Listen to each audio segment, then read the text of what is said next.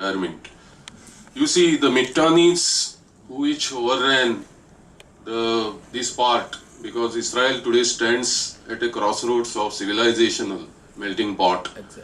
The very mention of cities like Jerusalem and all bring to our mind a civilizational continuum. So today, religions divide, art, music, culture, literature unites. That's why India, being a secular, democratic, socialist republic, we cannot condone religious denomination and friendships based on religious denomination, because that would restrict people. So I mean from Hinduism that friends of Israel in Goa, friends of Israel in India. Of course, every religion has its own priorities to exchange on basis of, the shared holy center, Jerusalem, Mount Zion, all these things, that Hinduism is out of it. But if you read the Alexandrian, this one, you will find that they say that Judaism has been influenced by the Indian philosophers. A lot of things are common between Jewish philosophy and the ancient Indian philosophy. That's why I said that Hinduism has a lot to offer, right from yoga to Ayurveda to Israel. And Goa is a happening place for that, not Kerala actually. That's why I said that we must be very careful. We must be very careful. There is no comparison between a wealthiest state like Goa and Kerala. Kerala has heavily subsidized tourism, Goa is not. We have the Director of Tourism with us, Nikhil Desai. What do you think about the scope for having heritage tourism and cultural exchange between Goa and Israel? Very good afternoon to you, ladies and gentlemen, dignitaries on the dais. Welcome to Goa, our guest from Israel. First of all,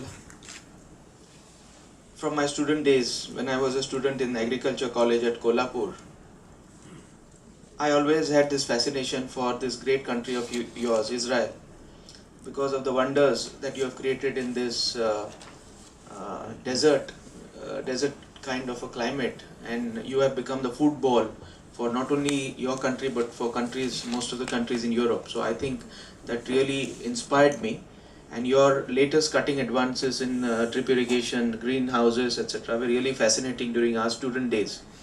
And we used to read a lot of books on Israel. So my association with Israel heads back to almost more than last 15-20 years, and I have been constantly keeping in touch with how the country has been growing, etc. And I was the most delighted person when the Indo-Israeli cultural exchanges not only have begun showing a resurgent trend in the past, but they have been some positive cultural exchanges when a very senior delegation recently visited and called upon Israel. I think it's a great beginning, and one has to really consolidate and take this thing forward. Again, my country, India, of which Goa also happens to be one of the part, is known as the cradle of world civilization, the melting pot of cultures. We have given birth to 4 of the greatest religions this world has ever seen, beginning with the Hinduism, or the way of life, what Hinduism is known as.